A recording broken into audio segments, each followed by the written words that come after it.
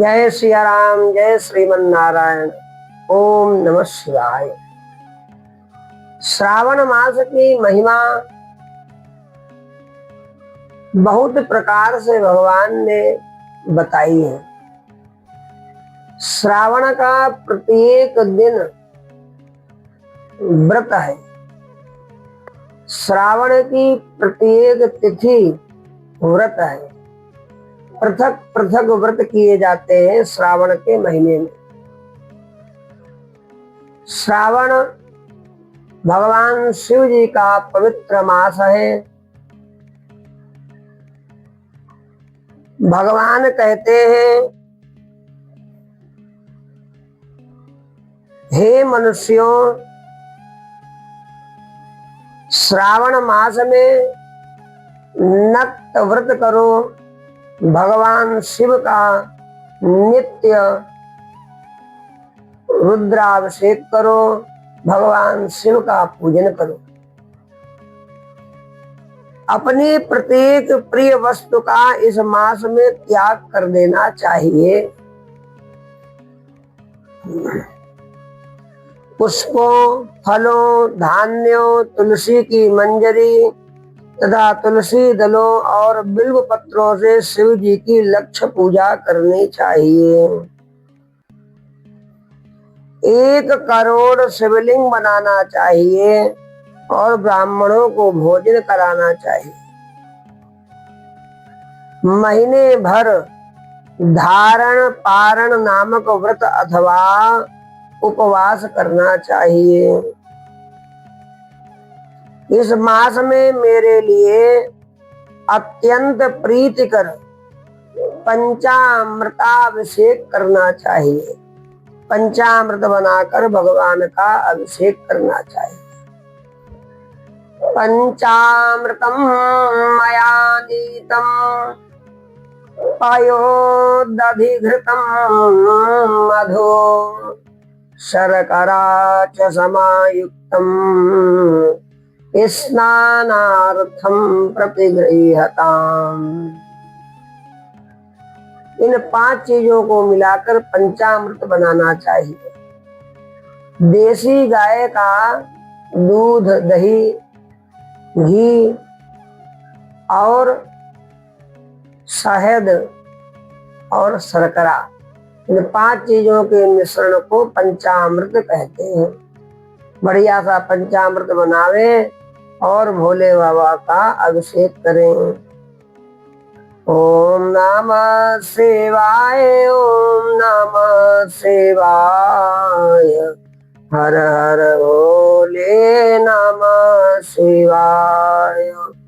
ओम नमः शिवाय, ओम नमः शिवाय, हर हर भोले नमः शिवाय। पंचामृत से भगवान का अभिषेक करें। इस मास में जो जो शुभ कर्म किया जाता है वह अनंत फलदायक होता है।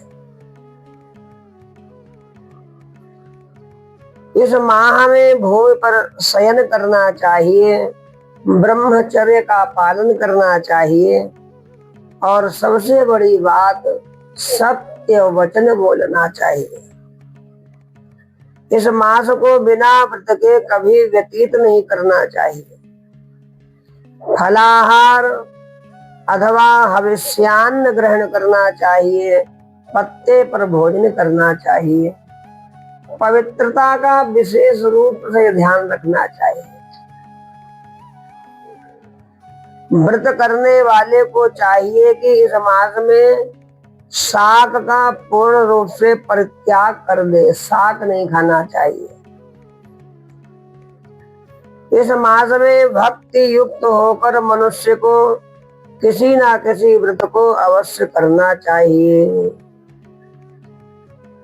सदाचार परायण, भूमि पर शयन करने वाला, प्रातः स्नान करने वाला और जितेंद्रिय होकर मनुष्य को एकाग्र किए गए मन से प्रतिदिन भगवान कहते हैं मेरी पूजा करनी चाहिए।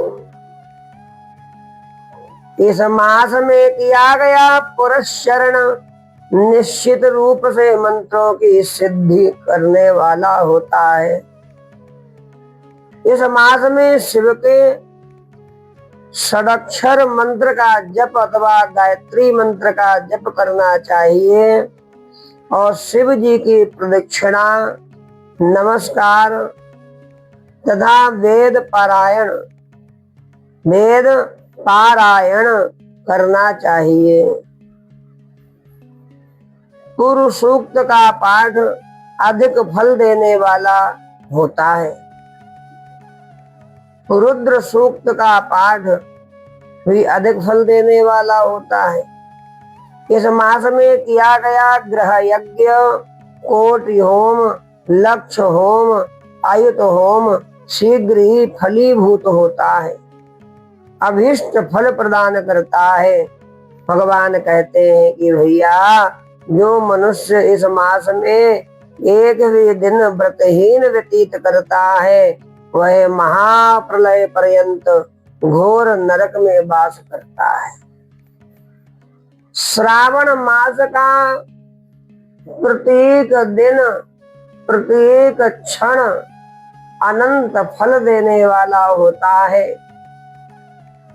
इसलिए प्रत्येक मानव को श्रावण के महीने में एक क्षण भी व्यर्थ में व्यतीत नहीं करना चाहिए। भगवान के पवित्र नाम का स्मरण करना चाहिए। ओम नमः शिवाय, ओम नमः शिवाय। और माताएं और बहनों को श्री शिवाय नमः, श्री शिवाय नमः, श्री शिवाय नमः। एक क्षण भी व्यर्थ में व्यतीत ना हो। श्रावण के पूरा महीना, पूरा मास परम पवित्र होता है। पूरा महीना भगवान शिव का पूजन करना चाहिए। जो मनुष्य इस मास में एक भी दिन व्रतहीन व्यतीत करता है वह महाप्रलय पर्यंत घोर नरक में वास करता है। यह मास मुझको जितना प्रिय है उतना और कोई भी मास नहीं। यह सकाम व्यक्ति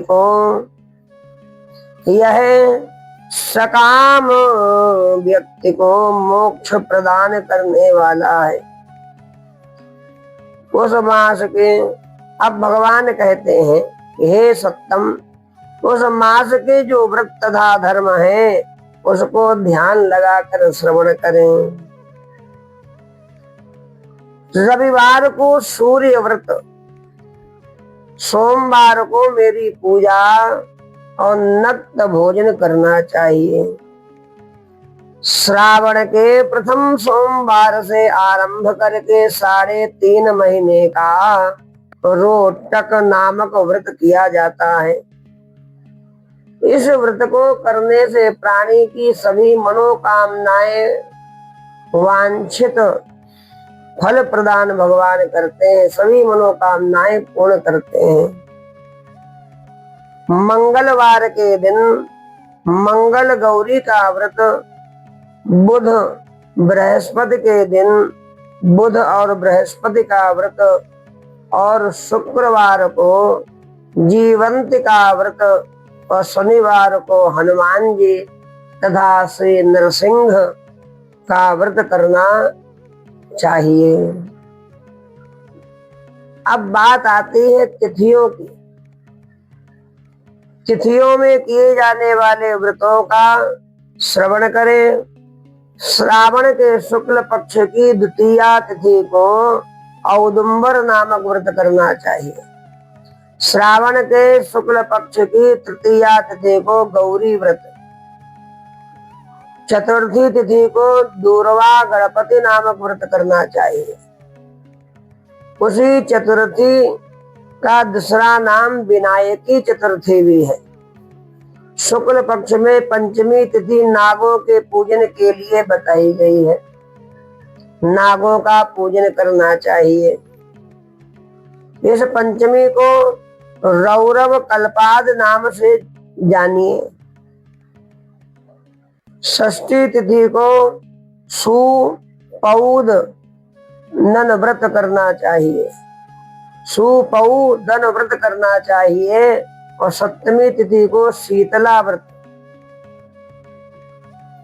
सप्तमी तिथि को शीतला व्रत, अष्टमी तथा अथवा चतुर्दशी तिथि को देवी का पवित्रारोपण व्रत करना चाहिए। शुक्ल पक्ष तथा कृष्ण पक्ष की दोनों नवमी तिथियों को नक्त व्रत करना बताया गया है। शुक्ल पक्ष की 10वीं तिथि को आशा नामक व्रत करना चाहिए। इस मास में दोनों पक्षों में दोनों एकादशी तिथियों को इस व्रत की कुछ और विशेषता मानी गई है। श्रावण मास के शुक्ल पक्ष की द्वादशी तिथि को श्री विष्णु का पवित्रारोपण व्रत बताया गया है। इस द्वादशी तिथि में भगवान श्रीधर की पूजा करके मनुष्य परम गति को प्राप्त होता है। उत्सर्जन उपाकर्म, सभा दीप, सभा में उपाकर्म, इसके बाद रक्षाबंधन, पुनः श्रवणाकर्म, सर्पबलि, हयग्रीव का अवतार, ये 7 कर्म पूर्णमासी तिथि को करने हेतु बताए गए हैं। श्रावण मास के कृष्ण पक्ष में चतुर्थी तिथि को संकट चतुर्थी व्रत कहा गया है। श्रावण मास के कृष्ण पक्ष की पंचमी तिथि के दिन मानव कल्पाद नामक व्रत को जानना चाहिए। कृष्ण पक्ष की अष्टमी तिथि को श्री कृष्ण का पूर्णावतार हुआ। इस दिन उनका अवतार हुआ, अतः महान उत्सव के साथ इस दिन व्रत करना चाहिए। इस अष्टमी को मनवाद तिथि जानना चाहिए। श्रावण मास की अमावस्या तिथि को पिठोरा व्रत कहा जाता है। इस तिथि में कुशों का ग्रहण और वृषभों का पूजन किया जाता है। इस मास में शुक्ल पक्ष की प्रतिपदा तिथि से लेकर सब तिथियों के पृथक पृथक देवता हैं। प्रतिपदा तिथि के देवता अग्नि, द्वितीया तिथि के ब्रह्मा, तृतीया की गौरी, चतुर्थी के देवता गणपति, पंचमी के देवता नाग देवता, षष्ठी के देवता कार्तिकेय, सप्तमी के देवता सूर्य और अष्टमी तिथि के देवता स्वयं शिव। नवमी की देवी दुर्गा, दशमी के देवता यम, एकादशी तिथि के देवता विश्वे देव कहे गए हैं। द्वादशी के विष्णु, त्रयोदशी के देवता कामदेव, चतुर्दशी के देवता शिव, पूर्णिमा के देवता चंद्रमा, अमावस्या के देवता पितर हैं। ये तिथियों के देवता कहे गए हैं। जिस देवता की जो तिथि हो उस देवता की उसी तिथि में पूजा करनी चाहिए। प्रायः इसी मास में अगस्त का उदय होता है। हे मुने, मैं उस काल को बता रहा हूँ, आप एकाग्र चित्त होकर सावधानी पूर्वक श्रवण करें। ओम नमः शिवाय। ओम नमः शिवाय। सूर्य के सिंह राशि में प्रवेश करने के दिन से 12 अंश 40 घड़ी व्यतीत हो जाती हैं, तब अगस्त का उदय होता है। उसके 7 दिन पूर्व से अगस्त को अर्घ प्रदान करना चाहिए। 12 मासों में सूर्य पृथक पृथक नामों से जाने जाते हैं। उनमें से श्रावण मास में सूर्य गभस्ति नाम वाला होकर तपता है। इस मास में मनुष्यों को भक्ति संपन्न होकर सूर्य की पूजा करनी चाहिए। 4 मासों में जो वस्तुएं वर्जित हैं उनको ध्यान लगाकर सुने। श्रावण में शाक, भादों के महीने में दही का त्याग कर देना चाहिए, दही नहीं खाना चाहिए। इसी प्रकार आश्विन में दूध और कार्तिक के महीने में दाल नहीं खानी चाहिए। यदि इन मासों में इन वस्तुओं का त्याग नहीं कर सके तो केवल श्रावण मास में ही उक्त वस्तुओं का त्याग करने से मानव उसी फल को प्राप्त कर लेता है। हे मानद, यह बात मैंने आपसे संक्षेप में कही है। इस मास के व्रतों और धर्मों के विस्तार को सैकड़ों वर्षों में भी कोई नहीं कह सकता। मेरी अथवा विष्णु की प्रसन्नता के लिए संपूर्ण रूप से व्रत करना चाहिए। और सबसे बड़ी बात क्या है, हमारे में और विष्णु में किसी प्रकार का कोई भेद विचार नहीं करना चाहिए। परमार्थ की दृष्टि से हम दोनों में भेद नहीं है। जो लोग भेद करते हैं वे नरकगामी होते हैं। अतः हे सनत कुमार, आप श्रावण मास में धर्म का आचरण कीजिए, भेद बुद्धि को जीवन से त्याग दीजिए। बहुत से लोग भेद बुद्धि में जीवन को जीते हैं। शिव का पूजन करें, विष्णु का पूजन करें, अमुक वस्तु उनको चढ़ाएं, अमुक वस्तु उनको ना चढ़ाएं, तुलसी चढ़ाएं कि ना चढ़ाएं। श्रावण माहात्म्य में भगवान पर तुलसी अवश्य चढ़ाना चाहिए। कहीं नहीं है कि तुलसी ना चढ़ाएं। ओम नमः शिवाय, ओम नमः शिवाय, हर हर भोले नमः शिवाय। ओम नमः शिवाय, ओम नमः शिवाय, हर हर भोले नमः शिवाय। इस श्रावण मास की कथा को, सत्संग चर्चा को आप सभी लोग अपने बंधु बांधवों को भेजें, जिससे कि अधिक से अधिक जानकारी हो सके। श्रावण का महीना आने वाला है, सब लोग भगवान शिव की उपासना कर सकें, व्रत कर सकें, शिव के भाव को जान सके। नमः पार्वती पतये हर हर महादेव।